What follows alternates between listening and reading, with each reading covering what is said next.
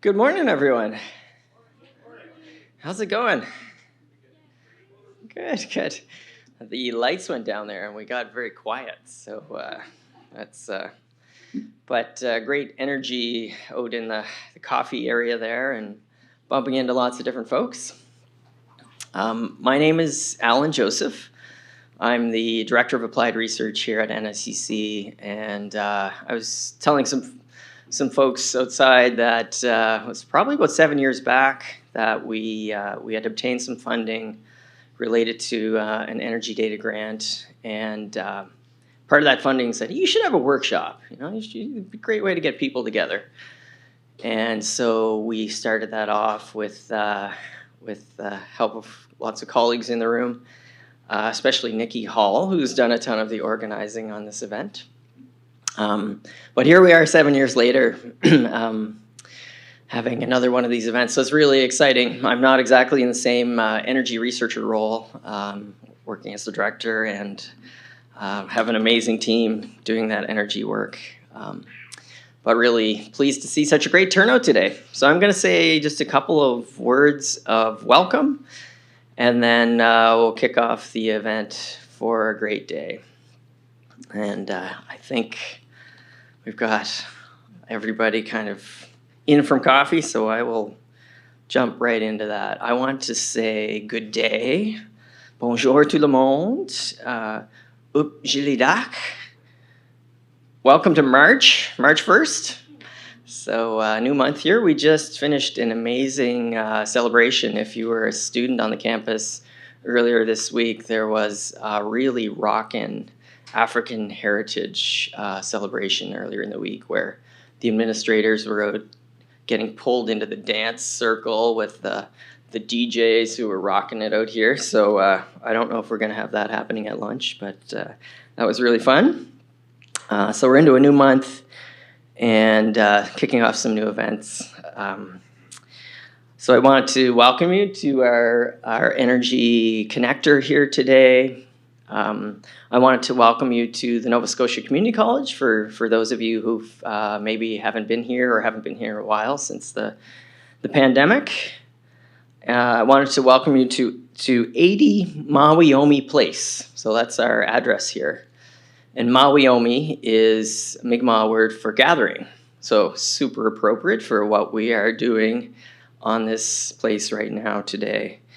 I want to acknowledge that we are gathered in Mi'kma'ki, the traditional and unceded territory of the Mi'kmaq people, and that we gather here under the relationships of treaties that were set out dating back to 1725 and beyond, so that we are all treaty people. So it's going to be a great day. I'm really excited already, and I haven't had any coffee yet either, so I'm going to do that, and I'm going to turn it over to Dr. Wayne Grosgo to kick the next things off. So thanks, everyone.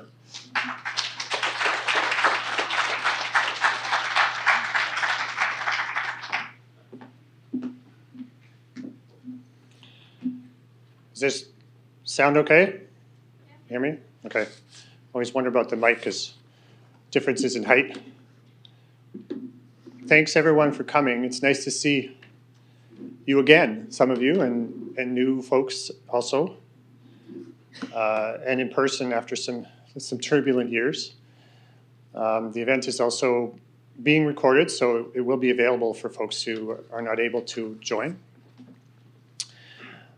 First up, thanks to our sponsor of the event, the province of Nova Scotia, helping support with funding.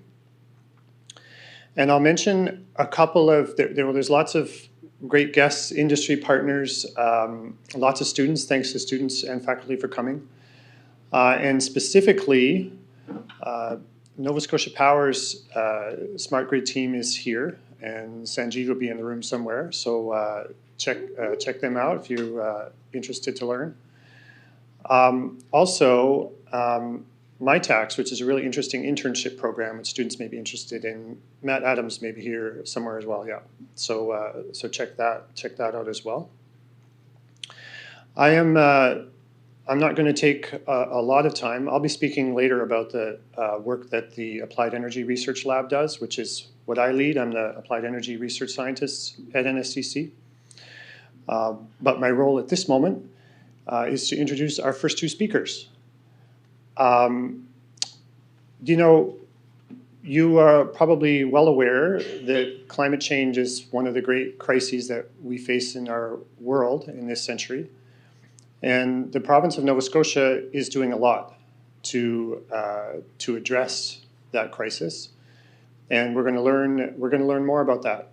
And it obviously ties directly back to sustainable energy and clean energy, which is the main theme for today, in the sense that that sustainable and clean energy is part of the tools that we need to address this crisis with a coming low carbon and zero carbon economy and future. So without further ado, one after the other, we will have Andrew Weber, who is the manager of the Climate Plan and Strategic Action with the Nova Scotia Department of Environment and Climate Change, followed directly by Leanne Thurber, the senior analyst with clean electricity with the Nova Scotia Department of Natural Resources and Renewables. Come on up.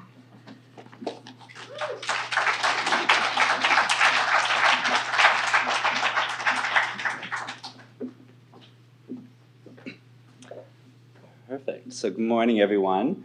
As Wayne mentioned, I'm Andrew Weber. I'm the manager of the Climate Plan and Strategic Action with Nova Scotia Environment and Climate Change. So today I'm going to run through an overview of the new provincial climate change plan, and we'll have some time for questions at 12 o'clock with the rest of the panel members.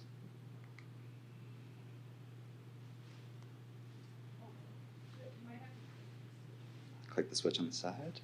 Check here. There we go. So, Provincial Climate Change Plan came out December 7th, 2022. 5 days before that, though, we had the latest provincial risk assessment come out.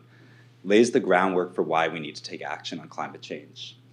Provincial risk assessment, it's our latest update, the last one being around back in 2007, 2009. It's identifying a lot of trends that probably won't come as a surprise to folks here in the room, but it's going to be about 2.5 degrees warmer by 2050.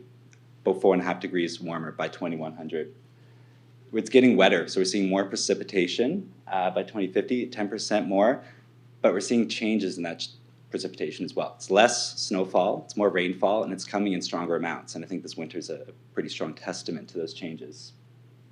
We're also seeing our oceans change, so not only are sea levels rising, expecting to rise by about 1 meter by 2100, we're actually seeing the temperature increasing. We're seeing the acidification levels increase as well. So significant changes in the ocean sector around the globe, but definitely in Nova Scotia from the fisheries and aquaculture sector perspective. And then more intense and frequent storms. So obviously back in September, we had Hurricane Fiona come through, the most damaging and expensive storm to hit Atlantic Canada. This picture here is of downtown Halifax showing some of those impacts, but we all went through that just last September. Definitely laid the kind of the picture for not only the risk assessment and the climate plan, but also having this very salient event in the back of folks' minds really kind of played into a fall that was surrounded with a lot of conversations in climate change. So not only is the risk assessment coming out with more data showing how the climate is changing, the provincial risk or provincial climate change plan is identifying how we're working to respond. We're also seeing that Nova Scotians and Atlantic Canadians more broadly really want to see action in climate change. So this is a survey that was done by Narrative Research back in 2021. It was looking at Atlantic Canadians, and it was trying to focus in on where Atlantic Canadians think that governments need to take more action. It's showing that about 87% of Atlantic Canadians think that action on climate change is needed now. We have done some public opinion research since then. This number hasn't really changed a lot.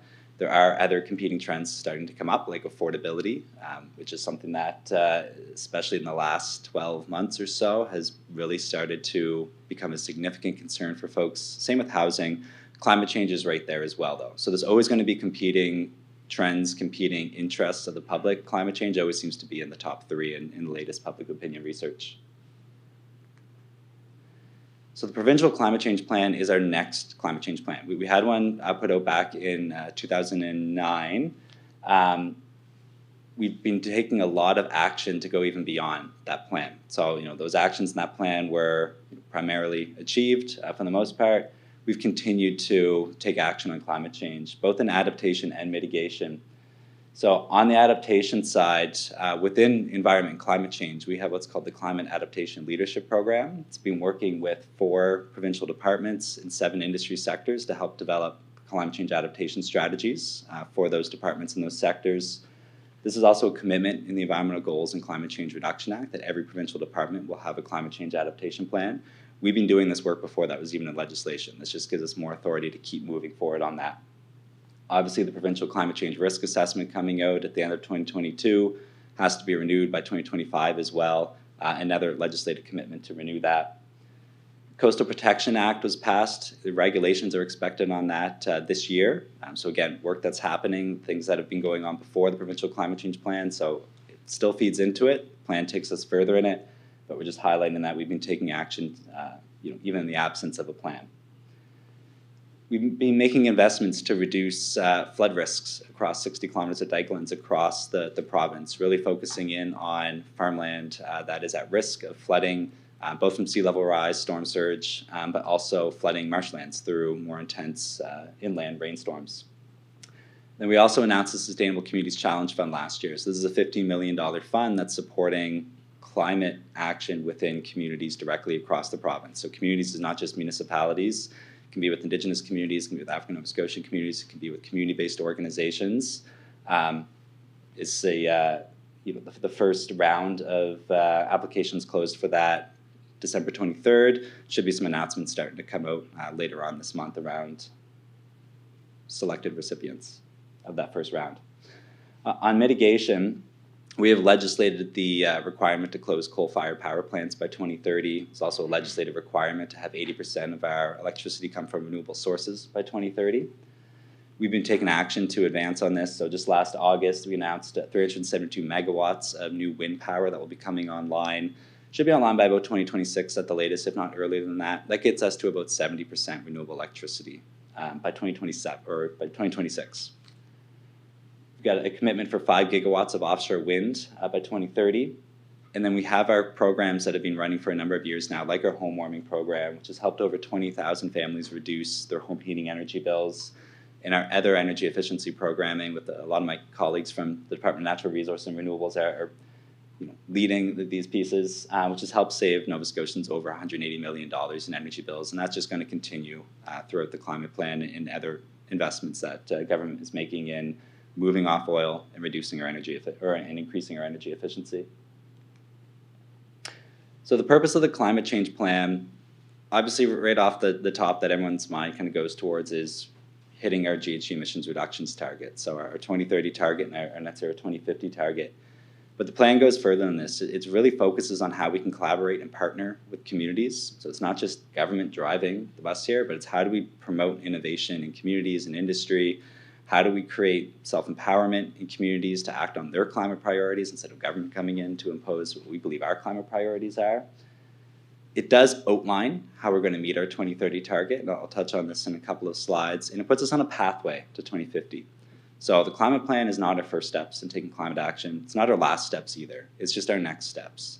So it's that continued action to get us to at least 2030, but also to take early action and make sure that we're capitalizing on opportunities that make sure that we can respond to new technologies, new processes, new opportunities that come up to hit us to that 2050 net zero target. So the plan itself is 68 actions. It's a government-wide plan, so it's about 13 departments that are leading actions underneath this plan. It's not just within environment and climate change. We're relying on departments like natural resources and renewables, Department of Fisheries and Aquaculture, Agriculture, Economic Development. We're leading actions in this space. The plan has been developed with consultation that we did with the public back in 2021 on our environmental goals and our AGCRA, Environmental Goals and Climate Change Reduction Act. It's not the best acronym, but we did public consultations back in 2021 that helped inform that legislation, helped inform the actions that we want to have within the plan. It responds to feedback that we've had from, at least within the Department of Environment, our Ministers' Roundtable on Environment and Climate Change, but also in other departments, the mandates that government has put into place to respond to climate change. these actions don't fit neatly into nice little boxes, so it does have to get down on paper one way or another. So the plan itself is broken up into 4 sections. There's going to be some overlap and kind of cross-pollination amongst these, but really it's focusing in on how we respond to our climate impacts. This is climate change adaptation, how we reduce our greenhouse gas emissions, seizing those opportunities for a clean economy, and as we respond to our impacts, reduce our emissions, how are we making sure that we're capitalizing on economic development opportunities.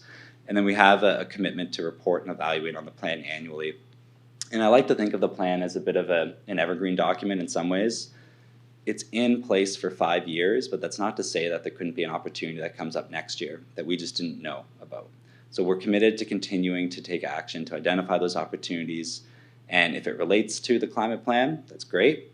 If we can link it back to other legislative mandates that we have within government, we will 100% do that to make sure we're not missing on those opportunities. So 5-year plan, but we can go beyond that as well as opportunities arise. So in terms of responding to our climate impacts, the first is making sure that we are ensuring that folks can use climate data and information effectively. So risk assessments out there, there's significant amounts of information in it. We want to make sure it doesn't just sit on a desk somewhere, right? It's not just a bookshelf document that we revisit in 2025. We want to really work with industry, work with communities, make sure that they understand how they use this information, how it applies to the work that they're doing. And that's all part of our capacity building initiatives as well. So we've got some significant supports underneath the climate plan to build capacity in industry sectors, in communities, across government to be able to respond to the impacts of climate change. There's other actions within the plan, especially in the adaptation sector, that are looking at nature-based solutions. So how are we responding to, rising sea levels by shoring up our dikelands, for example, or working with marshlands to make sure that we're helping with inland flooding. In terms of reducing our emissions, it's kind of broken up into the 3 big areas right now, which are obviously electricity, transportation, and buildings. First and foremost is creating a clean electricity system. To electrify our buildings and transportation, we have to make sure that those emissions are coming from emissions-intensive electricity generation sources as well. So really focusing on making sure that we can get to that 80% renewable energy target. The climate plan actually commits us to trying to get to 90% by 2035 as well. But as we increase that electrification in other areas, we have to make sure that we're managing that peak load. So really focusing on reducing our demand for energy as well. So that's that increased investment in energy efficiency programs. Right now, in particular, home heating oil, volatile energy prices are top of mind for a lot of Nova Scotians. So there's some pretty clear commitments in here to help transition that move away from home heating oil towards heat pumps and other efficient technologies. On the building sector as a whole, though, we need to start looking at how we fast track our shift to not only net zero energy ready buildings, but make sure that those buildings are climate resilient. They're going to be here for years to come. We know the impacts of climate change right now. We just have a risk assessment that came out with an 80-year time horizon. We want to make sure that that information is going into new buildings as well so that they are prepared to respond to the expected changes to the climate, the expected changes to storm surge, Coastal Protection Act, and how far we are building back from the coast is going to be key in that as well. And then creating cleaner transportation options as well. So continued support for transitioning to zero-emission vehicles and e-bikes as well, which have been quite successful, and expanding charging infrastructure across the province to make sure that anyone who's buying these vehicles, no matter where they live, has access to a charging station, either in their home or in their community. So seizing opportunities for a sustainable economy. This is our kind of 3rd section of the plan.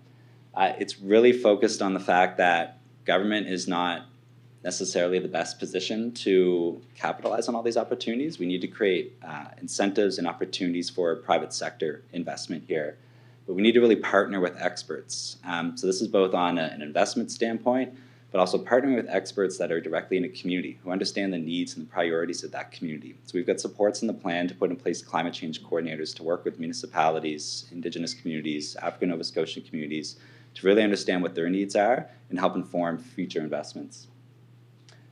We need to focus on developing skills for the clean economy. So part of that starts right here at NSCC, where we have these opportunities that are coming up, these changes in future jobs. How are we making sure that the workforce of the future is able to respond to those, is able to capitalize on those opportunities as they come about? But then also, how do we support that transition for those that are already working? So how do we support retraining for those who may see their businesses or their skill sets come to less of a demand, but they could transition into focusing on other technologies and processes that are starting to come up in demand in Nova Scotia, but also globally. Really want to focus on helping our communities respond to the impacts of climate change. With the risk assessment, we're seeing that rural communities are extremely vulnerable to the impacts of climate change. So what supports are we putting in place to allow them to act on their climate priorities, to make sure that they're able to respond to those climate impacts and use that information effectively? And then supporting sustainable growth in innovative technologies and services. So this is both supporting domestic, homegrown, Nova Scotia-made technologies that have a benefit here in the province, but could also be exported, but also looking at what technologies, what innovative processes are taking place outside of Nova Scotia that we could try and bring here, use as a bit of a demonstration project that this technology is viable here. This government, to no surprise, is very interested in green hydrogen. This is an area where this section of the plan is really trying to focus in on how are we supporting green hydrogen projects, how are we supporting advanced energy efficiency technologies. What is it that's going to take us to those remaining residual emissions when we decarbonize in buildings, electricity, and transportation, and let us hit net zero? And then the fourth section of the plan is really that commitment for us to report and evaluate on the plan annually and adjust as needed as opportunities come up. So in terms of hitting our GHG emissions reduction target, as I said, the plan is not our pathway to 2050 net zero emissions. It puts us on that pathway. There's going to need to be additional investments. It does put in place the policies that will allow us to hit our 2030 target, if not exceed them. So this graph here is modeling that we had done that is focusing in on non-carbon pricing related policies. So these are just the provincial-led policies within the plan.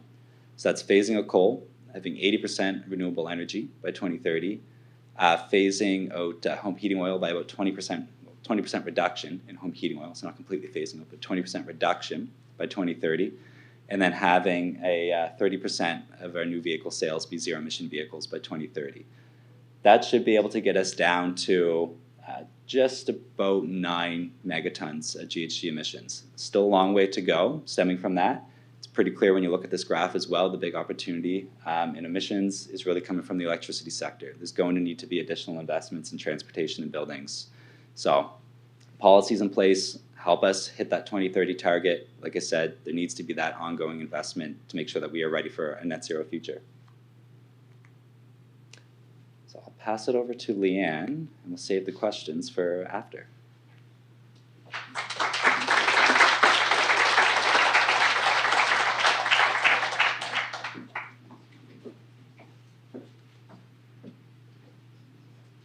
No worries.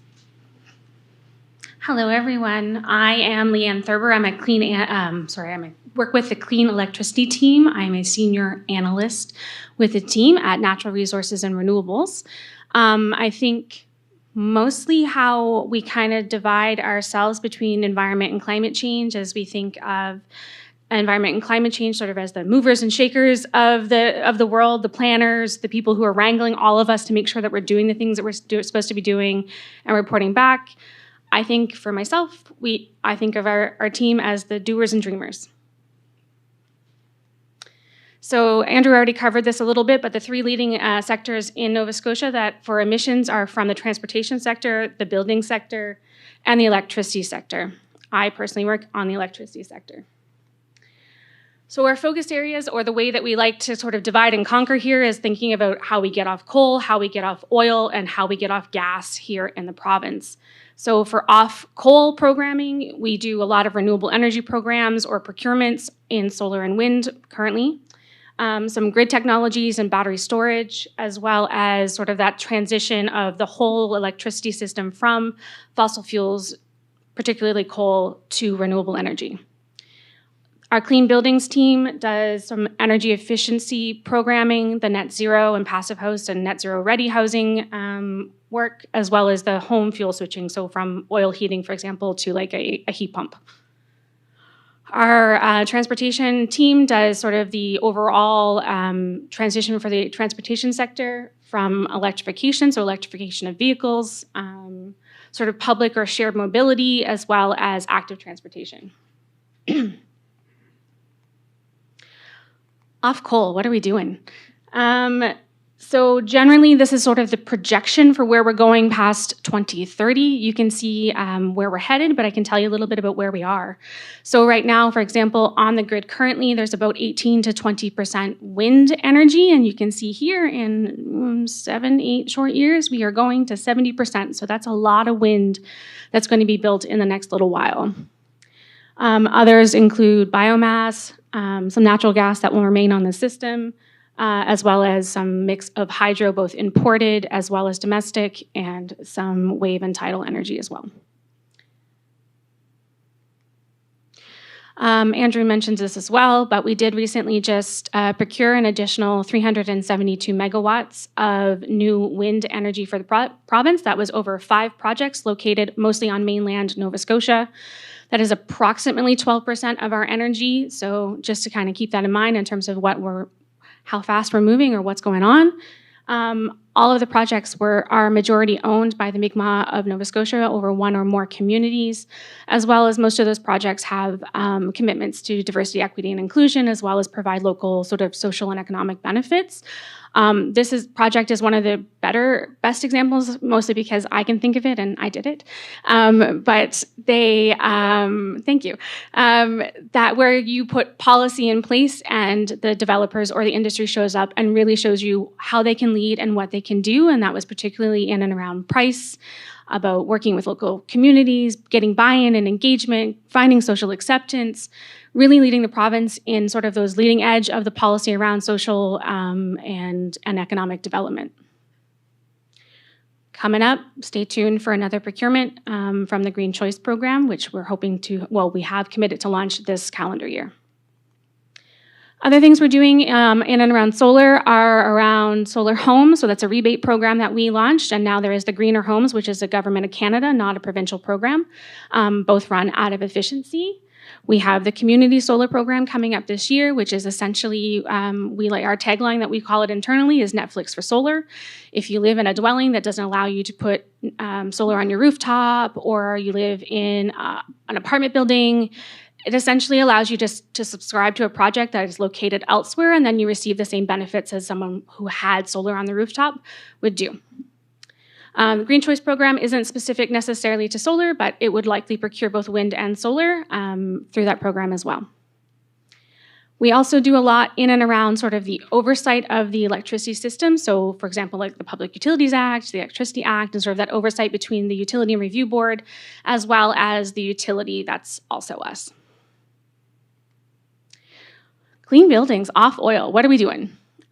So we are actually one of the leaders in Canada, just ranked number 2 last year in energy efficiency. We are Efficiency Nova Scotia is one of the first utilities on an energy efficient utility in the country.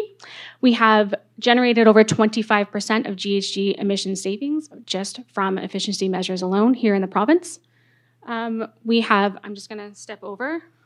We have 1 million tons of GHGs reduced annually, 1 billion in lifetime savings, 11% reduction in electricity load since 2008, and then 2,600 jobs, and that's growing.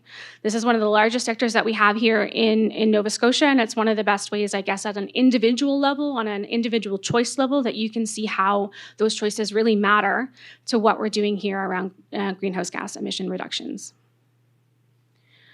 And then we do really cool things in our programs. We run a bunch of really awesome programs. This is just one of the many examples of one of the programs and projects that we are working on here in our department. So we have the Mi'kmaq Home Energy Efficiency Program, which covers all homes in all 13 communities across the province. So there's 2,600 homes in all 13 communities that are eligible for free energy retrofits. And there's also training that's involved in that for community members to complete the work. So there's direct jobs for the communities there. A total so far is a 26 million, my goodness, over 10 years with an approximate savings of $750 per home. Some of the other stuff that we do here in our office is around workforce training and development. So there's the Clean Energy Training with Clean Foundation that we work quite closely with for training for BIPOC energy advisors and efficiency tradespeople. We do some classroom training, practical skills development, and mentorship. We also participate in things like the Clean Leadership Program, which is a wage subsidy program that brings students into the workforce. We also work on Clean Energy and Equity Network, the collaborative network to assist underrepresented communities to enter the clean energy economy, and building to zero workforce coalition. So the industry stakeholders preparing a net zero construction. So we have our hands in a lot of little different things here in the province. One of the other things I wanted to mention as well that isn't here on the slide, but we too also have an energy training program that's internal to the department that allows, again, for students to apply, be matched with a host, and has the ability to get out into the workforce and develop those skills. Off gas. So we have core active transportation networks that we're working on across the province through communities throughout Nova Scotia. We're really focused in on sort of providing a safe environment, a pathway to get from sort of maybe, for example, a residential area into the core town part for all people of all mobilities of all ages. So far, we've had over $60 million in investment in these projects across the province, and there's just a little highlight on the right-hand side. But things, for example, like HRM's bike pathway program, that's something that we are also contributing towards, as well as communities across the province. In terms of electrification, we have a very good need to get our fast charging network expanded and up and running, particularly for, we have the little diagram there on the side. We have level 1, which is basically you just plug it into your wall outlet. Level 2, which is more like the same kind of plug that you would have for a dryer, so you can have those in your home or at your work. And then there's the fast charging network as well. So that's really where we're focused on right now, is trying to make sure that it is expanded here in the province and make sure that, again, people can get from point A to point B conveniently. And the really cool things that we get to do as well is work on things like how do we transition our marine fleets to electrification or a hybrid. This is a project that was done with Glass Ocean Electric. It is the first in Canada operated by a lithium-ion battery to be approved by Transport Canada. No easy feat, no easy task, and it is beautifully done by art by Alan Syllaboy. And then some of the other cool things we get to do is EVs as backup. What does that look like? So for example, there's a power outage. Your EV, the battery within that, can actually plug into your house and provide backup power.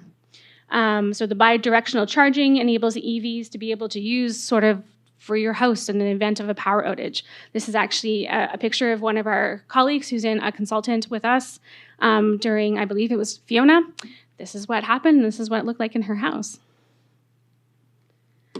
This is a great example of sort of how this works. So we call it V2G, or vehicle to grid. So you have your car that has a battery, you plug it into your house. It gives you electricity. The grid can also come through your house and recharge your car. So it just works in both ways. And that's one of the key things, I guess, is in and around climate mitigation. It also includes climate resiliency. So the ability to use things like buses, or school buses even, for the ability to charge and provide sort of those comfort centers or those warming centers during an emergency or some sort of hurricane, for example. That's me, but I just kind of wanted to say a little bit more about what we do. I think that one of the key things that is really unique to what we do in our office is that we are constantly moving, adapting, flexing, and changing to the environment, to the needs of Nova Scotians, to the needs of the industry, and whatever cool technology is coming up. We try to keep our pulse on what's happening to really make sure that Nova Scotians are benefiting from what's happening, but we also understand that a plan is a plan, but in order to get there, sometimes it takes some innovation, sometimes it takes a little bit of risk, sometimes it takes a little bit of ability to lean in and feel a little awkward and not really know what you're doing and just get it done. So that's us sort of in a nutshell. I'm happy to answer questions as well. I'm going to call on my colleagues who are here in the room as well, and just if they don't mind putting their hands up so that everyone in the room knows who they are, so that you guys have the opportunity to ask questions. So I have representatives from the Clean Transportation team as well as the Clean Electricity team, which is myself, here in the room, as well as our business development folks as well. So thanks everyone for your time. Looking forward to asking questions or answering your questions.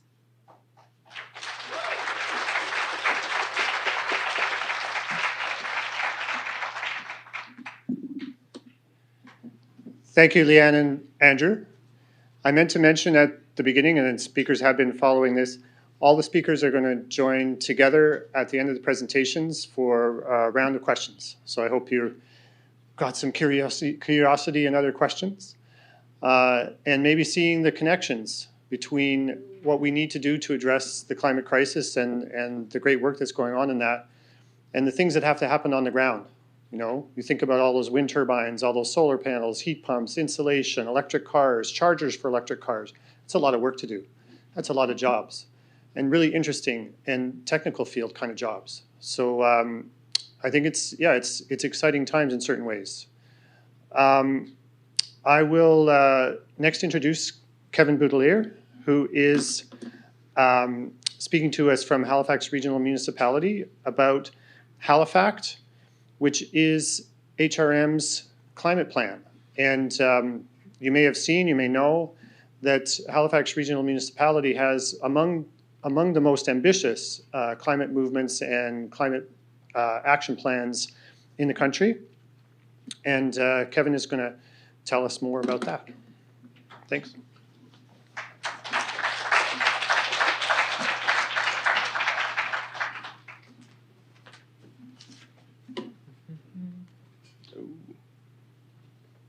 Interesting. Thanks, Wayne. As this gets up to speed, I'll introduce myself again. So my name is Kevin Boutelier, Manager of Community Energy, and I'm going to talk today about our Climate Action Plan, Halifax, and all the great technical work that we're doing on the ground. So to Wayne's point, there's a ton of great opportunities, exciting, innovative stuff that we're doing here in Halifax, in Nova Scotia. I got my start, I'm an engineer myself. I worked at Thermodynamics over in Burnside. It's a private company that designs solar hot water heating equipment, and Wayne used to bring the class, maybe still does, for tours at Thermodynamics, where I used to give some tours out. So if not, due to COVID, you should all go check it out. Then I got my start here with the city currently as a manager of community energy, so working on all energy related things for our climate plan. So quick brief overview. We've got about 16 folks on our team, the environment and climate change team, and we are the corporate lead for programs, policies, and projects that promote environmental sustainability and leadership that ranges from resiliency, adaptation, and mitigation as well. One of the biggest pieces of work that we've completed is Halifax, Halifax. I couldn't get the laser pointer to work this morning. Okay. There we go. It wasn't switching, so does it not work because it's a PDF? Maybe that might be. All right, that's all good. Halifax, which is our climate action plan. The ACT is acting on climate together. So the plan was first developed in 2019. There was extensive stakeholder engagement. Due to that acting on climate together, we really wanted it to be a community-wide plan, and we wanted folks in the community, in business, nonprofits to really have ownership of the plan as well, because we are just a wee little, our municipality geography and population-wise is big, but as a municipal government, we're only about 1% of the total emissions in the HRM. So we really wanted the ownership, people to have ownership and work towards the targets within. There are 46 targets, both mitigation and adaptation targets. This is our wedge diagram, and like I said, there's adaptation and mitigation. I work on the energy side, so I'm just going to be talking about mitigation at this time. And these are the key areas of action to reducing our emissions by 2050, where we really need to focus our efforts. There's a really steep curve right at the start to get down to 2030. Most of the action is needed within the next now, 6.5 years, which is quite frightening. And we're targeting a 75% emission reduction over 2016 levels by 2030, net zero by 2050. We also have a municipal commitment of our municipal operations being completely net zero by 2030 as well. You'll see that the building stock is the biggest piece of work that we need to focus on, followed by decarbonizing electricity, and then decarbonizing our transportation. So I'm now going to chat about those 3 areas and what work we are currently doing in those areas. So decarbonizing energy, we all know, the grid is quite dirty, and the province is quite keen on getting that to 80, hopefully 90% renewable by 2030. However, we have some work to do ourselves. So we're looking to increase rooftop solar substantially. The 1,300 megawatts is interesting. Net zero municipal operations, and support utility scale renewables. My team runs the Solar City program, which has been running since 2013, and it is a property assessed clean energy program. If you own a home here in Halifax, you can participate in this program. And what the municipality does is we offer you complete financing to offset the cost of your solar energy system in exchange for a lien on the property. Pay off your system, the lien comes off. There's no credit check. We pay the contractor in full. There's nothing out of pocket to you. This can be combined with the Solar Homes Rebate Program, the Greener Homes Rebate Program, or the Greener Homes Grant, which is $40,000, 0% interest. But folks can use our financing as bridge financing, which a lot of folks do. Since the program relaunched itself in 2016, there was a pilot in 2013 to 2015. We financed about $20 million in solar energy systems. About 95% of that is solar electric, which adds to about 7 megawatts of rooftop solar installed. That's residential, places of worship, nonprofits, essentially anything that is not a business. It's going to save property owners about $1.3 million in total on their utility costs per year. This program is currently ongoing, and FCM gave us a nod last year as one of the top 20 projects across Canada that received funding from them. For large-scale renewables, we've just started digging into this now. HRM itself doesn't own a ton of land, municipal land, that's not a park or something like that, or something that we would sell off. But we do see the benefits of large-scale renewables.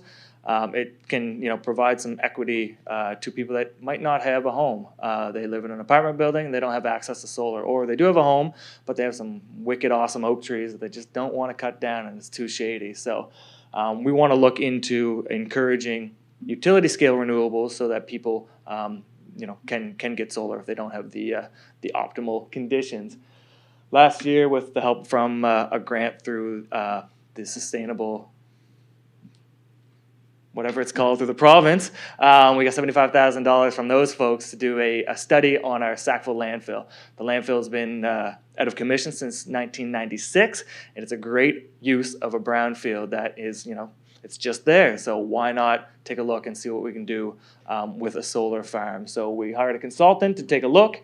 The landfill cap itself has settled quite substantially in a big area of that plot of land. So we can easily add about 3.2 megawatts of solar. We would make that a ballasted system because we would not want to penetrate that landfill cap. And there was off-gassing at the site, so there's already electrical infrastructure in place that's been approved by Nova Scotia Power, so we can actually hook up 3.2 megawatts and backfeed that through the existing infrastructure. So there's actually, quite an opportunity cost there, low opportunity cost.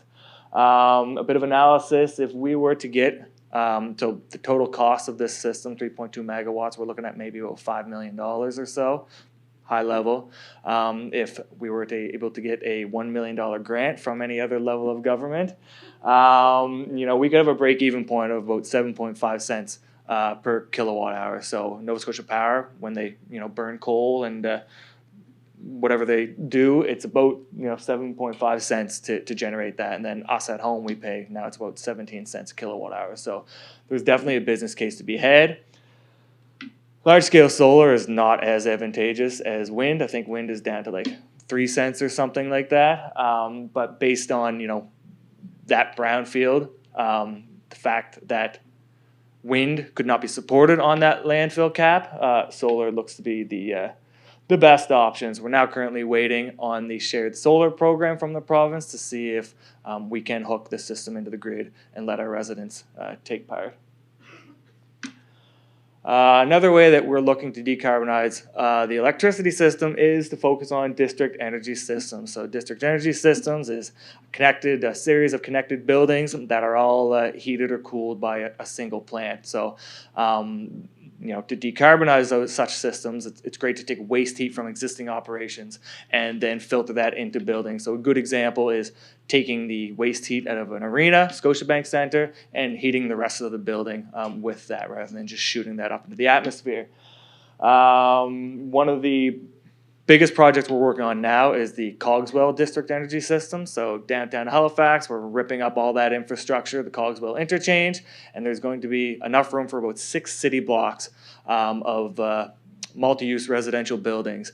We have our Halifax Water Waste Treatment Facility within that area, and we've done an analysis and determined that the waste heat from treating all of our nasty wastewater is enough to actually heat the 6 blocks within that area. So there's currently some charter limitations that we've navigated through the district energy system. We've made it mandatory for all developers to hook up to that system.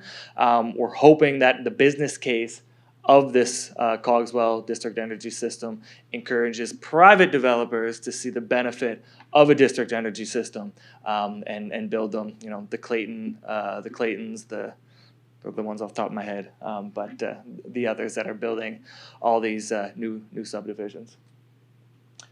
We also need to decarbonize our building stock. From the wedge diagram, as you saw, that was probably, I think it was like 40% of our emissions that we need to target in Halifax by 2050.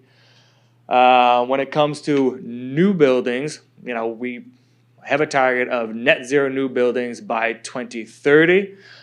We are currently constrained by our Halifax Charter. We cannot mandate any code beyond what the provincial building code mandates. We would be inconsistent. I get a lot of questions. Why don't you just make developers add solar? Why don't you just make them build to a certain standard? We would love to, but we cannot. They could sue us. So we are working with the folks at the province to try and see if we can pilot some stuff in Halifax. Halifax is you look downtown, it's being developed substantially. People want to come and live in Halifax, so I think we have a great opportunity to encourage builders to build beyond the code.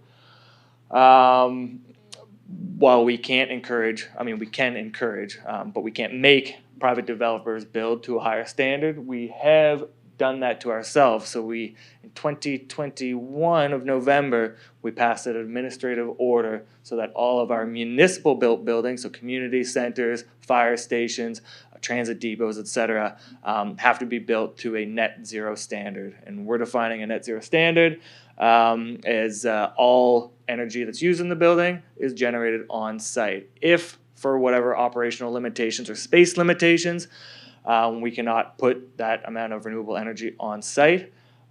We are accepting net zero ready, which we're defining as a 50% energy reduction over the 2017 code. So it's still quite substantial. And then when programs like the Green Choice program come up, we can then offset our remaining electricity through renewable sources that are off-site. For our existing building stock, we're using Portfolio Manager, which I'm sure many of the students are well aware of, and finding trends of where our energy is going within our building stock. We've got about 350 municipally owned and operated buildings, and we've committed to fuel switching them all to electric by 2030. So we're getting off oil completely by 2030, and we're actively electrifying. We're also in the process of electrifying. We are putting solar on a number of buildings. We've got about 300 kilowatts of solar that's been installed, and we've got a tender out for about 4 megawatts more. One of the bigger sites is the Ragged Lake Transit Facility, which I'll talk about in a bit, where our electric buses are going to go to. Once we get these installed, we'll save taxpayers about $1 million in operating costs annually. So there's definitely benefit to all folks within the municipality. We're also actively performing deep energy retrofits. One of the showpieces is the Woodside Ferry Terminal just down the street, where we've just completed a deep energy retrofit that sees about a 75% energy reduction from its base load, and that's without solar. And we may or may not add solar. It's somewhat difficult, so close to the shore, especially where some spots would need to be ballasted, and it's just a bit more of a pain.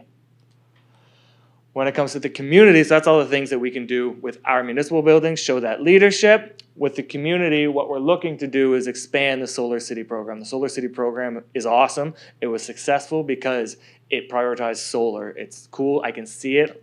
It's amazing. People talk about it. But we really need to reduce the energy consumption in the buildings first and then add solar on top. So what we're going to do is we are going to launch a Navigator pilot program. We did a bit of research with some key stakeholders, and we determined that the biggest barrier to people, aside from money, that's obviously a big one, is going from getting your home energy audit, saying, hey, these are the 4 things I need to do in my home, to actually completing those measures. I got a home energy audit. I live and breathe this stuff. And I was like, that's a lot of work. I got to call people. I got to deal with a bunch of quotes. So what we're going to do is offer property owners a navigator or a project manager to take their home energy audit and do everything for them. So they're going to schedule, they're going to figure out the financing, these are all the rebates that you can apply for, get the contractors in, let the property owner sit on the back deck, drink some lemonade, and then come in and the house is net zero. That's the plan.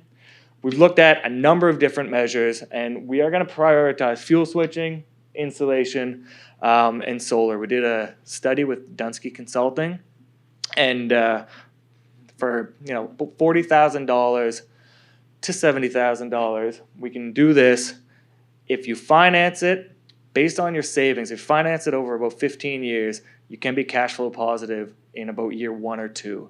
And with these types of measures, aside from potential exterior wall insulation, they can be very uninvasive, and that's a big misconception I think that people have with deep energy retrofits, is that it's going to be very invasive, ripping stuff down to the studs.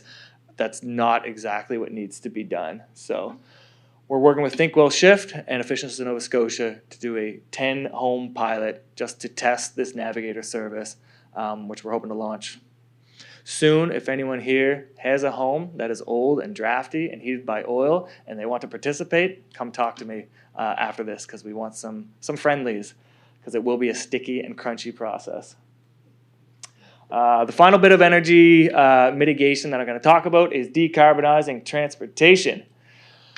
From our municipal side, we are actively retrofitting our Ragged Lake Transit Facility. So that is out in Ragged Lake. We're actively retrofitting that to include charging for about 60 electric buses. We have ordered 60 fully electric buses. They should get here near the end of 2023. Leanne had a picture of a demo bus in her presentation. I was on the demo electric bus yesterday. The only thing I could hear was the heater, which was fantastic. It's going to be great. I don't have to turn my earplugs up to 100 anymore to just drown out the sound of the bus engine. And we've done an analysis, and about 90% of our routes can be handled by fully electric. So we're hoping advances in future years will allow us to electrify the rest of the routes, or we are looking at hydrogen as well. Burnside Transit Depot, it houses about 300 of our buses. We are working on a study there to electrify and see if hydrogen can play a role in decarbonizing the fleet further, thinking about routes that go out to the airport, or the one that just runs nonstop, where we might need something other than battery electric. We're also looking at a fast ferry. So we're looking to put a ferry terminal in Bedford, so Mill Cove in Bedford, to get folks to downtown Halifax. If we do build it, we are going to make sure that it's fully electric and decarbonized. We also want to transition our light-duty fleet as well. So with our light-duty fleet, we got about 550 vehicles. The municipality itself is about the size of, I always say PEI, but it's massive. The Halifax Regional Municipality is quite large. We've determined that every existing electric vehicle on the market can handle our daily kilowatt-hour commute. So there's no barrier to us to making that full transition, and we are actively working on that. Supply chain is the biggest barrier that we're facing now. We have ordered about 60 vehicles, a mix of plug-in hybrids, fully electric, SUVs, sedans, and Ford Lightnings. So we are currently awaiting those vehicles, but it really gives us a good opportunity to focus on charging. The biggest concern for our fleet operators is that they don't want to be stranded, and they want to be able to meet their daily commute. So we are working with a consultant now to outfit our fleet depots, and we're focusing heavily on charge management systems. So we're in a unique, good opportunity that a lot of our operators get back to the shop at 5 o'clock. They don't start again until 8 in the morning. So we do not need large electrical infrastructure upgrades to accommodate the charging need. What we're going to do is have a load management system so that vehicles can charge in succession throughout the course of a night, so that in the morning we didn't break the bank and folks are happy and they can go on and work. This fantastic graph here shows our business as usual in yellow, our optimal electrification plan. And while you're looking at 30% premium for some vehicles for electric today, with the operating and maintenance savings, we are going to break even by 2030 and then far surpass it, which is what we are actively doing.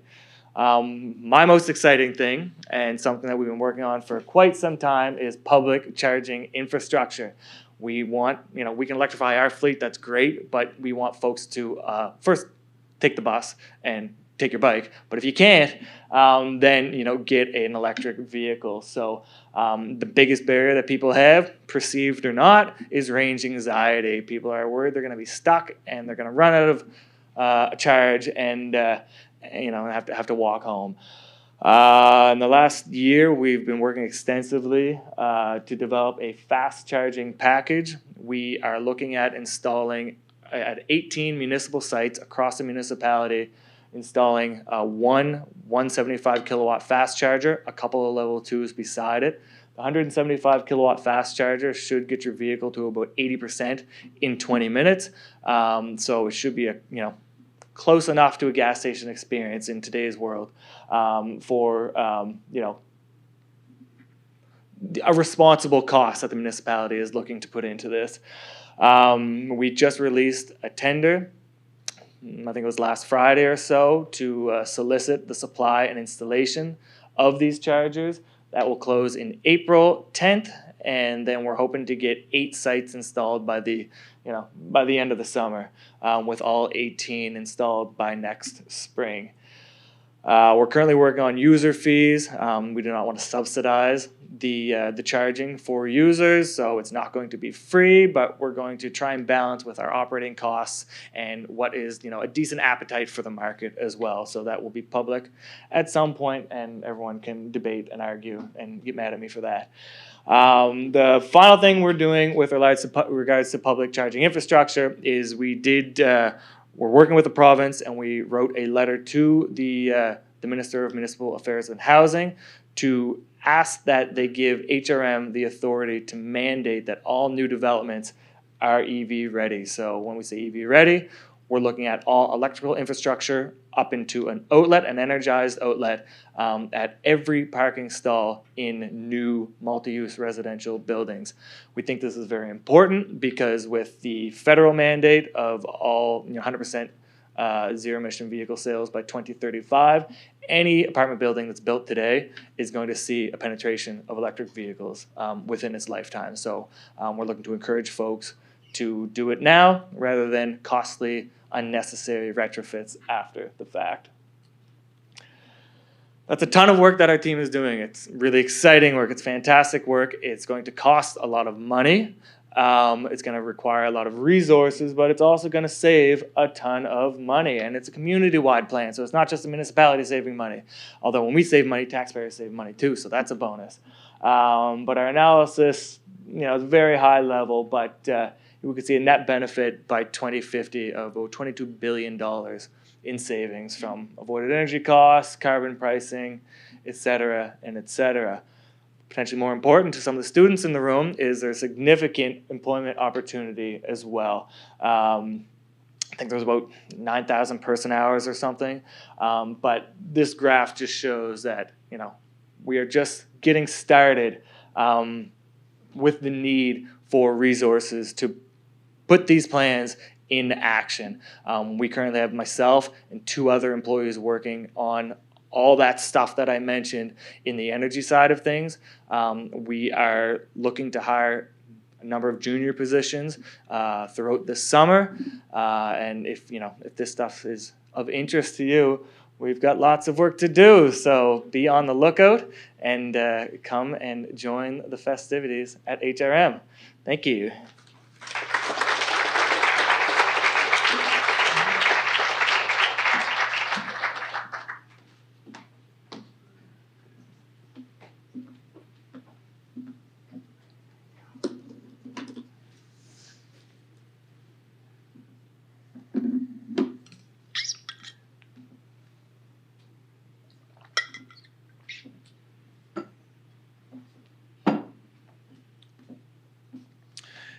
Thank you, Kevin. Very exciting stuff. I love how this the way this day is flowing. It's gone from the really big picture, the global crisis that is climate change, right down through the provincial policies here in Nova Scotia that are addressing that. And you see as you get to the municipal level, the real stuff that has to happen, right? Some detailed stuff like we need some more faster EV chargers and ways to help people re-insulate their homes so that they save more energy and so on. I'm going to get to speak for a few minutes now. I'll be brief, but I'm going to go even deeper into those details and into those weeds and into stuff that we're actually working on. So as I mentioned, I run the Applied Energy Research Lab here at Nova Scotia Community College. Is my presentation there? There we go. Let's see if this works. Yeah, so I'm just going to run through a bit about who we are, what we do, and give you a few examples of some of our projects. What we do is very practical research and development, applied research, working with industry partners, some of the companies who are in the room, and also communities. We have some great working relationships with some municipalities, and with, we're very pleased to work with a number of First Nations as well. And some of the kinds of things we do, prototyping. Startup company, got a great idea, got a certain distance. We can help, often with grant funding and so on, build the first prototype. We've done examples where we built the first, second, and third prototype with them together, and then it was able to go to more investors in engineering and so on. So I have several examples of that kind of project, but also testing and a fair amount of data analysis. The really cool bonus about all of this is it provides learning opportunities for both faculty and staff within the college, and also in our working relationships with several of the universities in the area. Here's our core team in the lab. We've got left to right, Ben Nickerson, I think all these folks are here maybe. Ben Nickerson, Jacob Woods, Greg Pike, and Cole Gregory. Also thanks, they're also helping out with today's event, with keeping everything going, obviously. Here's more or less a list of many of the projects that we have been working on through 2022 and now into 2023. In a brief talk like this, I am not going to talk about all of these in detail, but it gives you a sense. I'll talk about some of them. But what ties them together in our case is that they're all about sustainable energy, and they're all about that application of sustainable energy. So how do you actually, make these things work? I'll run through a few examples. The top one there is a prototype of a photovoltaic window. So it's pictured here as working with Coltec Windows, a major manufacturer of windows and doors. And that window you see there is a first prototype we built. You can see through it, obviously. It looks a little tinted, and light can get into your building. But it also produces electricity. And currently where it's sitting there, it's running the 3 fans that are down there at the bottom of the picture. So we're now aiming at scaling this up to larger windows, enough windows for, let's say, an office building. Really super interesting project for us. On the testing angle, this is a really interesting one. What is in there, we built this test chamber, and we're testing the productivity of energy production of some new solar panels designed by a startup company in Nova Scotia called Remote Energy Systems. They have an interesting niche. Solar panels designed for use on sailboats, where there's some particular requirements. One of which is, on a sailboat, there's stuff overhead. There's the boom, there's a sail, there's a radar, there's all this stuff casting shadows on the solar panels. It's very bad for solar production from normal solar panels when you have even little shadows. So what they're designing is a solar panel that works better under those conditions, and that's their aim, that's their niche, and we set up to test that, and that's been pretty interesting. Battery energy storage prototype system. You have heard and will hear a lot about energy storage systems. If you think about it, and this might be one of the questions later, not to pre-lead, but all of this new renewable energy, it comes and goes, right? The wind comes, the sun comes. Ways to store that energy are among the top research and development activities going on globally right now. And this is one example. This pictured here is actually repurposed Second Life batteries out of hybrid electric cars. So these batteries were already used in a hybrid electric car. They came out for whatever reason. There's lots of reasons why a battery comes out of a car, but often they have still 80% of their life in them. Do you think of the potential that offers for a stationary battery, for a building, or so on?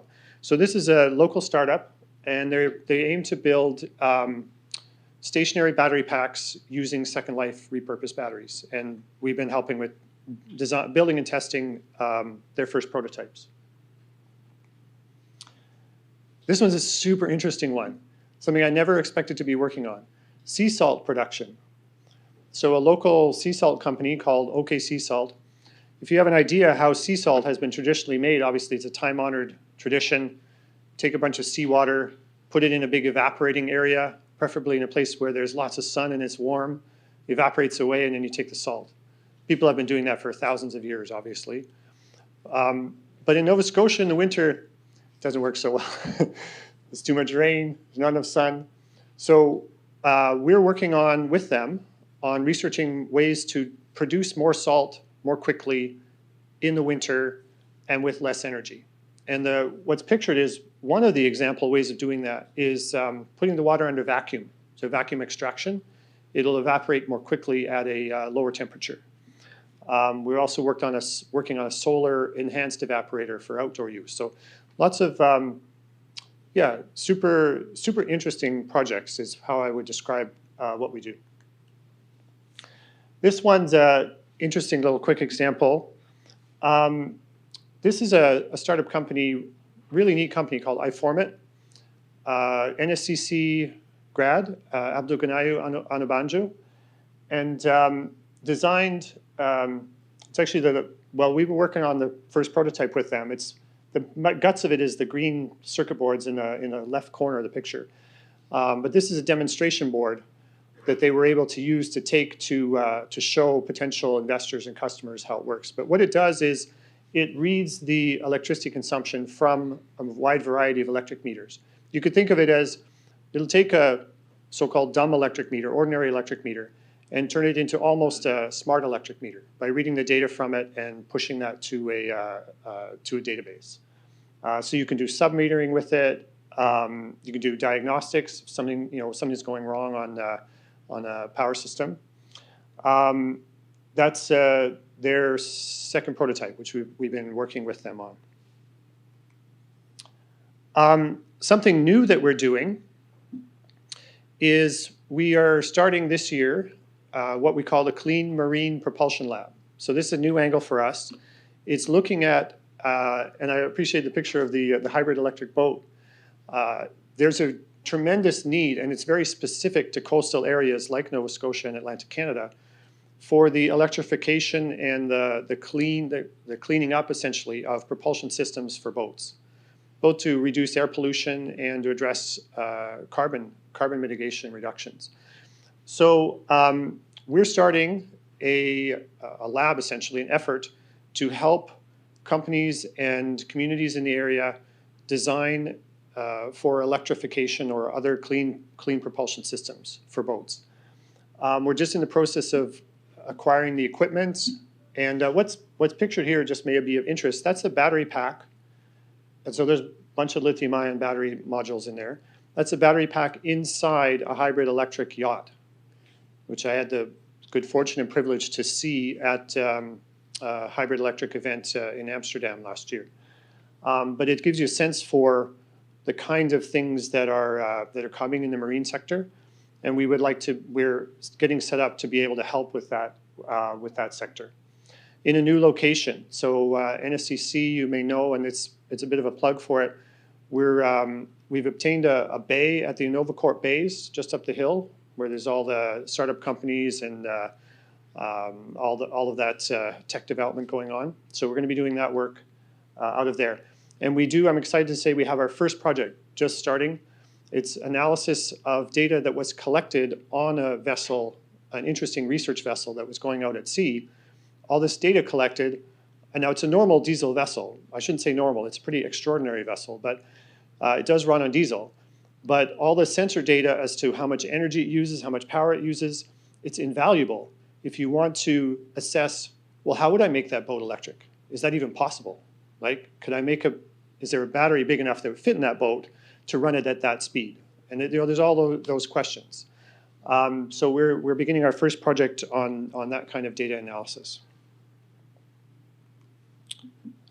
And I'll wrap up my portion just by one more example, and it's by way of segue, because Josie Rutherham is here and her two team members. Town of Bridgewater. We are super excited. We started working with them last year, and we just learned we'll get to continue working with them on an energy management information system. And Josie's going to talk more about it, so I won't go into great detail. But essentially, it collects energy data from individual homes, sends it wirelessly, and that's what we pictured here, because we were building this stuff in the lab last year as a proof of concept. There's all the sensors, senses temperature, reads energy, carbon dioxide, etc. in the home, all transmit wirelessly and through a long-range wide area network. That's the mast, which we put just outside the campus, all to a database so that you can get insights and essentially learn how you can save energy in those homes. We're excited to start a new phase of work with them on that in the coming month or so. I'm going to leave it at that. And with that, I'm going to invite Josie, and I think 2 members of your team are here too. Great.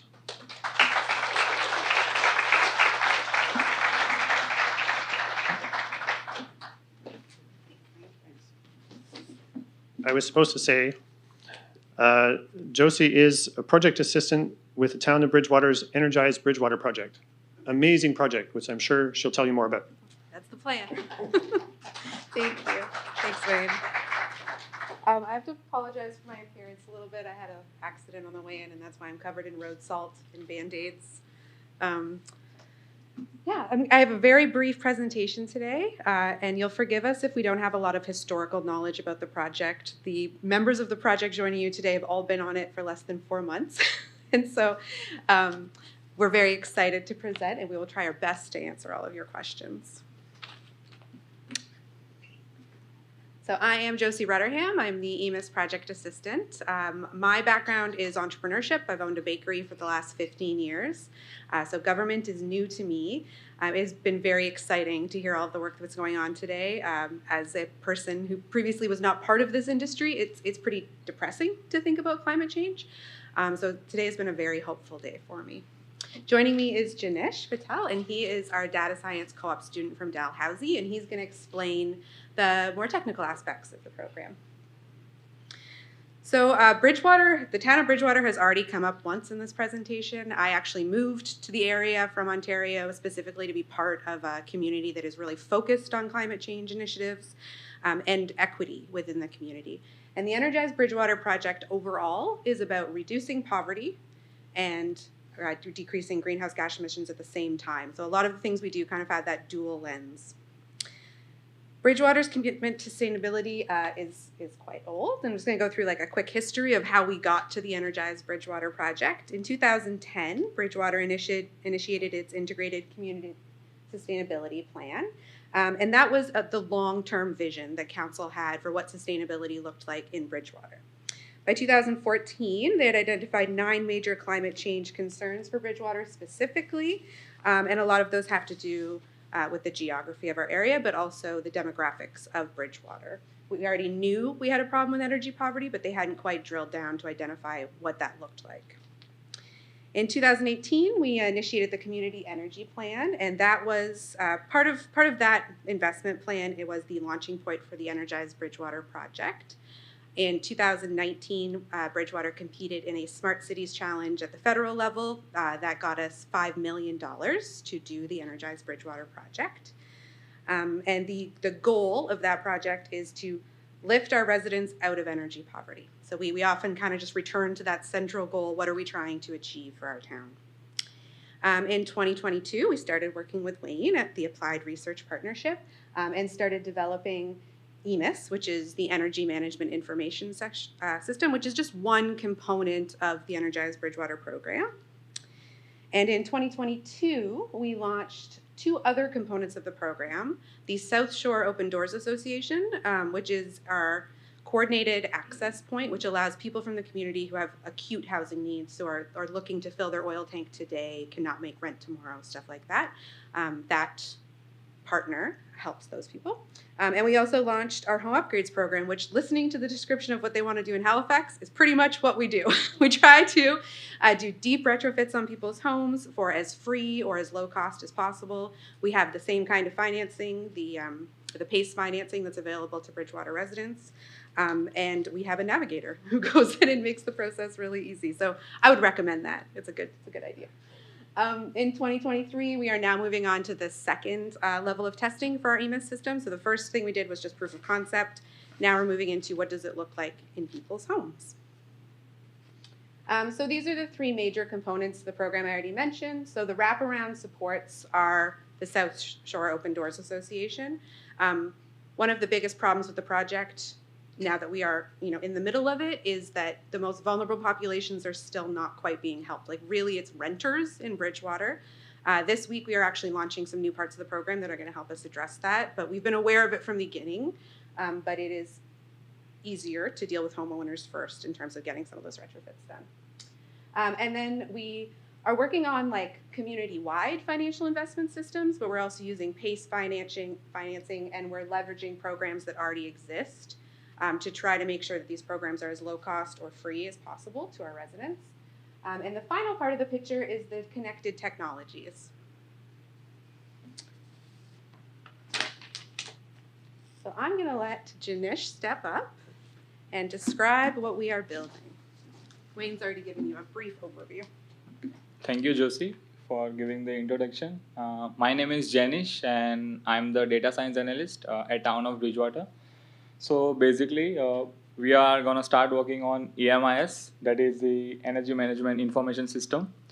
So basically, EMIS component of the Energy Bridgewater program is ultimately intended to measure and verify the retrofit savings achieved through our energized Bridgewater home upgrades. So this program updates and identify and recommend the continuous saving opportunities for residents. Combine this will allow residents to make data-informed decisions about their home energy use and reduce energy poverty. So there are different sections like device management, communication gateway, data collection, and the proof of concept. So like in 2022, we completed a proof of concept collaborative research agreement with the Nova Scotia Community College and Axion.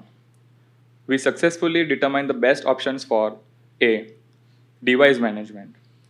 So these are the sensors we will install and use to collect information from participants' homes. B, communication gateway. We have determined we will use a LoRaWAN to transmit potentially sensitive data securely across the town. Now, talking about the important thing, data collection and storage. We plan to create a data pipeline on Azure Cloud that consists of event hub services for message queues that are caused by request from multiple devices. We will use SQL storage for storing all of our data and Azure Cloud Functions for our business logics. We partially determine the data management layer along with the privacy and security. So the data collection part is one of the most complex components and always a challenging part to make sure that everything, the data that we are working on is secured and every factors have been considered. So we are now moving on to the minimum viable product and field testing with the addition of analytics and reporting that you can see over there. That is also connected with the data collection part so that the consumer will be able to see on their portal like how their appliances are working at their home. Starting this spring, we will embark on a 38-week research project with Wayne Grosco and his team to finalize our EMIS technology and test it in the real world. Yeah. Thanks, Dinesh. So that's the architecture of our project, and this is a big project for a little town, right? We only have 9,000 people in Bridgewater, so you can imagine there's a lot of competing resources. But the whole idea is we hope what we're creating can then be repeated in other municipalities around the province, or maybe the country. What I've noticed, definitely working for the town of Bridgewater, and what we have come up across over and over, is that it is very difficult for such a small organization to innovate. And so the partnership with NSCC has been really integral to actually getting the project off the ground, being able to do the types of things that small communities might not be able to access. So we found like partnering with the NSCC, it helps us access more diverse grants and funding opportunities for the Energized Bridgewater program. We can access talent and resources, student talent that otherwise might be really hard for us to hire in Bridgewater. And finally, the institutional knowledge that we're building, not only for NSCC, but also for the town of Bridgewater, because we're working with experts we wouldn't normally get to work with in the course of our employment. And so that partnership has been not just key, but like a really lovely environment to develop the Energized Bridgewater program in. So thank you, Wayne, and thank you everyone involved.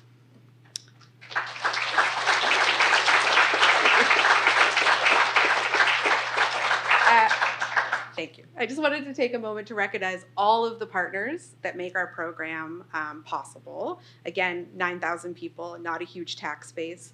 All of our funding comes from the Atlantic Canada Opportunities Agency, the Government of Canada through INFC and other small grants and loans.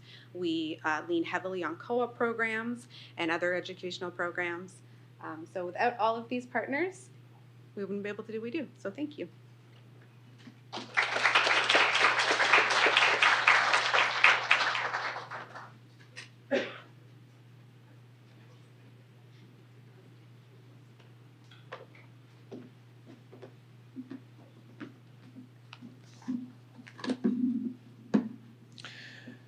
Thank you, Josie and Janess. Very exciting to see these kind of things happening in a real and beautiful small town in Nova Scotia. It's just a great thing to be part of. So those are all the talks. And what comes next is I'm going to invite all of the speakers to join up on the stage. And we're going to entertain any questions that you may have. And I hope you've thought of questions. I have a couple in mind in case we need to get the ball rolling. So Andrew, Leanne, Kevin, Josie, and myself.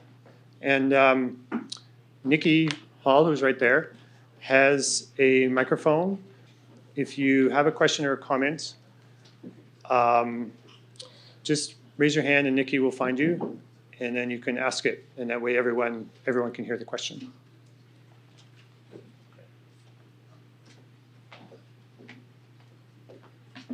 Not quite sure how we'll respond to them. Maybe I'll see if I can free this microphone.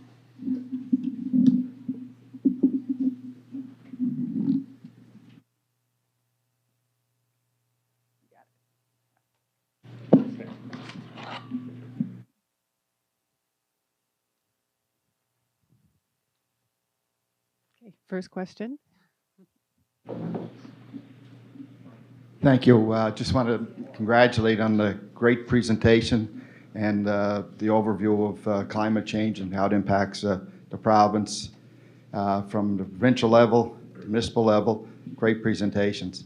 One of the things that just want to have a comment on is carbon credits. Today, like we know that in Europe, they have a carbon economy for over 20 years now, and carbon credits have helped business incentivize doing things and switching energy methods of production and whatnot. So I'm just wondering from the province point of view on a policy, how are we going to integrate that into the future work and future regulations? Yeah. So, okay, perfect, it's working. Thank you for the question. Carbon credits or offset credits, I think, is kind of where you're leaning towards, or something that we looked at within environment and climate change at the provincial level. We haven't developed an offset program, but we have been working with the federal government on the federal offset program, which has a number of projects that could exist here in Nova Scotia, sell credits into that federal system, but the revenue is retained by a Nova Scotia company.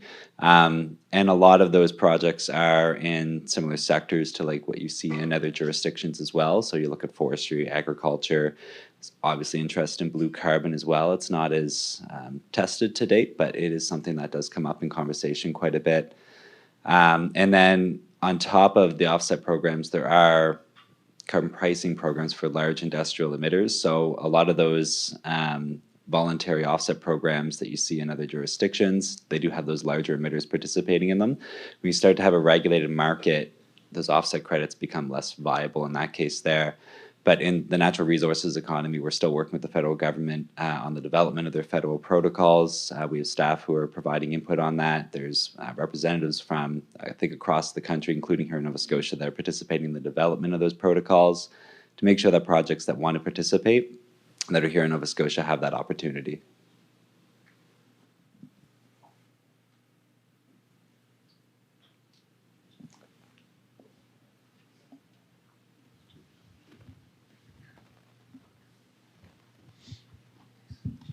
Hi, my name's Kirk. I work for NSCC. If anybody's wondering what NSCC is doing in terms of climate change action planning, I'm actually the one working on it out of facilities. So we have lots of projects we're working on in all of these areas, transportation, buildings, everything. I'd love to talk about it more with anybody. My question, since we have a few folks in the province here, mainly focuses around what's the long-term perspective on the viability of biomass as a renewable energy source? We know that right now it's categorized as renewable energy for the province, and we understand the social and economic component of supporting the forestry industry. NSCC operates 2 biomass boilers, and we purchase biomass heat at 2 other sites. So we currently are using it, but I always get this question around how do you, should you consider it renewable? What's the time scale involved in that? And just would love to kind of hear some discussion on that. Sure, that's an excellent question. I think biomass in Nova Scotia has played a long sort of historical role in electricity generation and heat generation for different buildings across the province. I don't see that changing anytime soon. However, of course, it does have emissions associated. So in the long-term viability plan, it may play a lesser role, but I can say with confidence, for example, like procurements of new renewables don't generally include biomass, mostly just because it is not competitive with solar or wind by comparison. And of course, it takes a lot more to, it's just not quite as efficient. Quite frankly. So from a large scale use, probably not going to see it grow in that way. Currently, it only represents, I think, 1 to 3% of our total electricity generation, which is about what solar is just under 1%, going to about 3% in the next 5 or 6 years.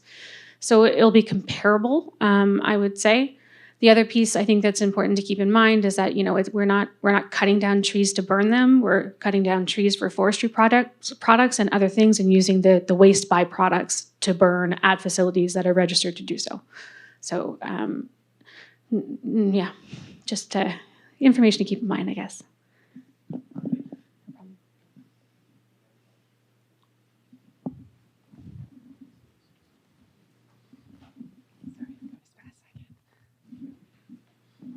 Hi, my name is Deborah. I'm from Oceans Technology Program.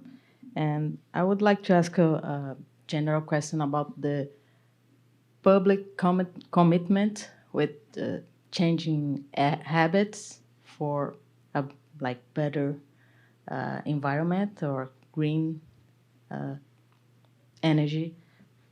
Because I think that Andrew mentioned that a survey about the questions and how the public feels about changing and what we need to do to change. But sometimes I feel like the public is not really committed to change old habits. So I would like to know if you have some information about that. And another thing, it's about the public transportation. Do you have in mind something about subways or trams that could improve our public transportation? Start first? Yeah. I can start on that one, just on the public perception, the public participation in climate change. And yeah, I mean, climate change, there's folks within our department who love to get into social sciences and the behavior of change and the incentives that are needed. And I think that's a role of government, is being able to provide those incentives. So it can be through grant funding, it can be through rebates, purchase EVs, install technology, try to lower that cost. You can see that coming through at the municipal level as well. So across the board, that's where government can play a role to try and incentivize change. The other aspect really comes into that education and awareness and in the need to, I mentioned our new provincial risk assessment, not just have this information up on our website, but actually get out and talk to communities and understand what their priorities and how those priorities interact with the information that's coming out on a changing climate, and with the programs and policies that government is able to lead on. And changing opinions is going to require a lot of focus in on sort of the co-benefits of taking climate action. So one of the ways that we try to talk about climate change is coupling it with things like affordability, better healthcare outcomes, better access to transportation and community transit in particular, and trying to rely less on single-use vehicles. So it's a significant society-wide shift that's needed. It's going to take years. There are folks, like everyone here in the room, who are kind of, already on that mindset. They're already trying to move forward with that. But at the end of the day, there are some folks who are more concerned about where they're getting their next meal from or their clothes for their kids, and they're less concerned about where our emissions are going to be in 2050. So we have to try and balance that as well. Yeah. I'll just add briefly, on my way to handing it over to Kevin to talk about transit, because that's more probably municipal. Just some long experience myself also working in this area around change and like how does change happen in climate change context. One thing I noticed from the chart that you put up, Andrew, is that the level of concern was very high, but if you look way down to the bottom and you asked people how many people were doing something about it, it was like about a third. That's a lot, but there's still 2/3 that aren't, according to what, their responses. And I don't think of that as a reflection of a lack of concern. My experience has been there's always some reason that a person has for not doing something or making a change. And one might argue whether it's a good reason or a logical reason or what kind of reason it is, but there's usually some reason. And some of them are really clear. Like I talk to people, so could you walk or bike to school or work? And sometimes the answer is, well, no, it's too far. And the public transit is not well developed enough. Well, moving closer to school or work, there's all kinds of logistical issues, right? You might not be able to afford a place to live in that spot. So that talks to the affordability question. Family might have to go to different places, right? These decisions have such a level of complexity to them that I think I've come to believe that really the change of the overall complete system is what needs to happen. And what I mean by that is the system, whatever the conditions you live in, provide for where you're going to be able to afford to live, whether there's going to be transit available, whether there's a bike path available. There's a whole set of changes that, as has been mentioned, we're in the process of going through that have to be accelerated to make it possible for the people who are concerned but not doing anything about it yet to start doing something about it. That's what I would say about it. And on the transit side, underground subways is cost prohibitive. We've got a great deal of bedrock here in Halifax. We can barely even underground our wiring for electricity without it being an astronomical cost. We did do some investigation on light rail.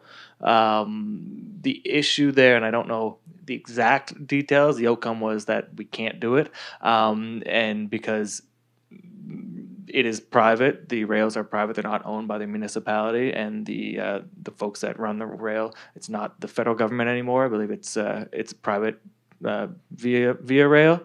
There's a council report somewhere that explains why that is not viable. So with all that in mind, we are focusing heavily on bus rapid transit systems. So we are making bus right of way. Transit-only lanes, priority transit signals so that the bus can zip out in front of traffic before everybody else. We're also looking at rapid ferry as well. So the one I mentioned at Mill Cove in Bedford. We're also looking at Larry UTEC and Shannon Park after that new development is. So trying to control what we can to make transit more effective and efficient. I have one more small thing just to add, sorry. I think that the idea of like sort of a provincial wide or connected, or even like Nova Scotia connected to the rest of the country in terms of public transit falls into the dreamer side of what we do often in our department. However, that being said, is that there are opportunities outside of what you would consider to be traditional public transit, where we've been looking at doing some research and trying to better understand like what the community needs. So is it a subsidy program that just helps move people around? Like one of the examples, for example, is like a rural Uber system, perhaps with electric vehicles, to make sure that our GHG emissions are staying down and making sure that those people are getting from where they need to go, whether that's to work or to the hospital or different other community programs, but still an area of research, I would say, rather than practice so far. I was going going to say Wayne stole most of what I wanted to say. It was very well put. Thank you. I just wanted to draw attention to the fact that a lot of the programs that we're talking about like involve incentives intentionally, right? We are aware that change is hard. I think this is a privileged room. I mean, we're all here and able to even have this conversation. A lot of people are not aware of the subtleties of the conversation. One of the biggest challenges that we have at the Energized Bridgewater program is incentivizing landlords, because it does come down to economics, and that is upsetting, but it is the reality. So incentives have to be built in at every level, essentially.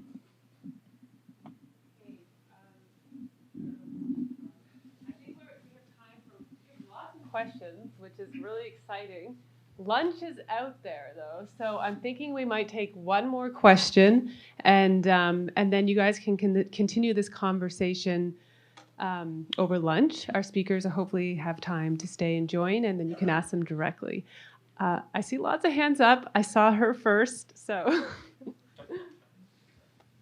Thank you. My name is Noor. I'm also part of the NACC Ocean Tech program. This question is actually to build on the previous question in a way, because it all links up together. We talk about accessibility and affordability for people that live far away from their jobs, yada, yada, yada. Moving to, let's say, trying to push towards a net zero policy for new construction, new builds, and all of that. I want to say it definitely attracts new people from different provinces, and that will increase the population, which would relatively also mean increase in transportation, which kind of we'll have to find a balance. But moving forward with that, and I know I used to work with construction as a designer as well, and I used to also deal with a lot of lead construction and how to go for that points, and I know that all of that has a bit of more cost into it, especially trying to achieve a net zero, especially in labor costs, and all of that goes into the consulting behind it. So how do you tackle affordability and that as well in terms of building new construction, yet the people that would want to buy houses might not be able to afford it long term, especially for the new generation?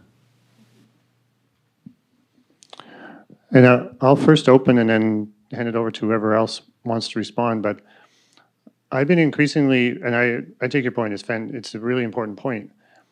I've been increasingly thinking that a lot of what we see as what needs to happen in terms of addressing climate change, and here's the example, is better buildings that use less energy and emit next to no greenhouse gas emissions. In the end, it becomes a financing question, because those buildings also have lower operating costs. They last longer, they perform better in the weather, they're more resilient, and they have much lower energy costs. So I often circle back to fields that have nothing to do with the technicalities that I deal with on a day-to-day basis, which is the financing mechanism of paying for these differences up front, paying for better quality up front, this is multiple kinds of better quality, and being able to recoup that cost over time. And to do that in a way that is not a burden on the person who is trying to afford to live in that place or to put their office in that place. And that's why I look to some of the great examples like Energized Bridgewater, like Solar City, PACE financing, right? Financing where things get paid for upfront through the institutions and governments and organizations that confront that kind of capital, and then they get paid back for over time. I think we need just a lot more of that to move these kind of things. Anyone else want to chime in?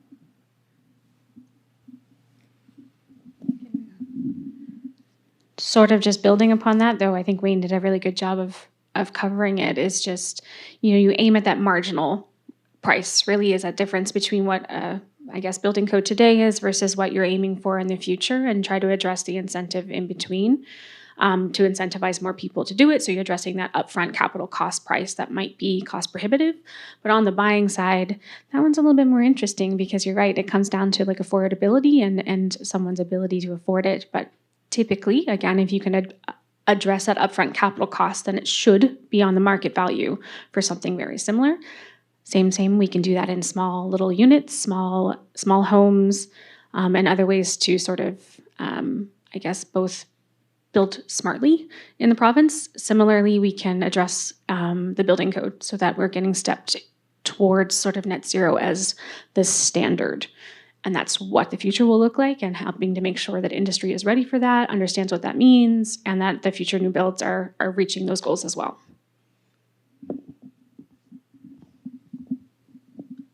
Are we done?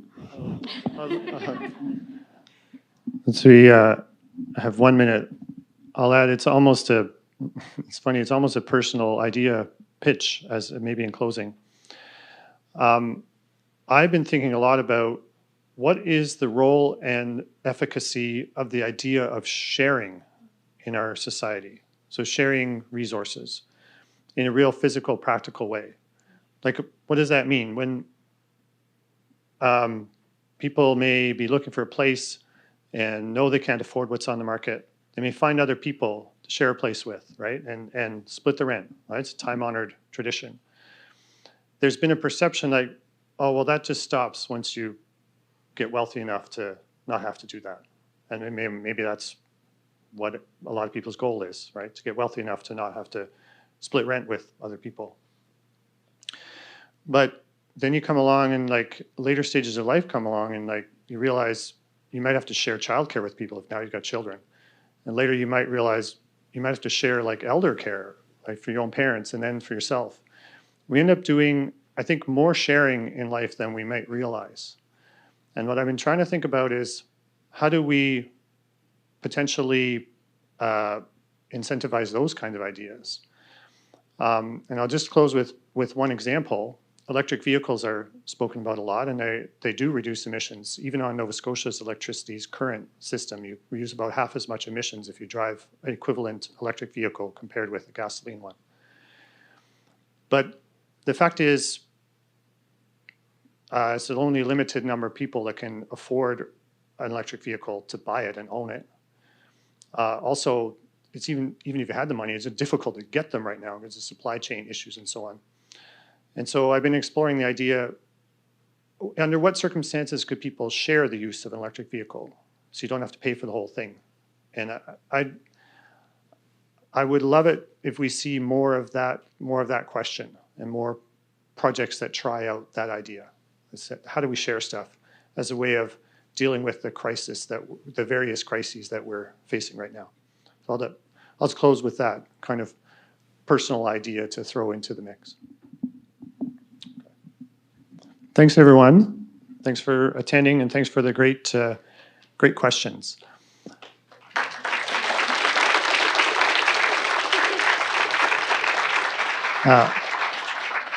And to all of our speakers assembled here, and sponsors and participants. And I won't hold you further up from lunch, which is just out on the other side of the hallway in the art gallery there. And feel free to continue the conversation with all the speakers and anyone who's here. Thanks a lot.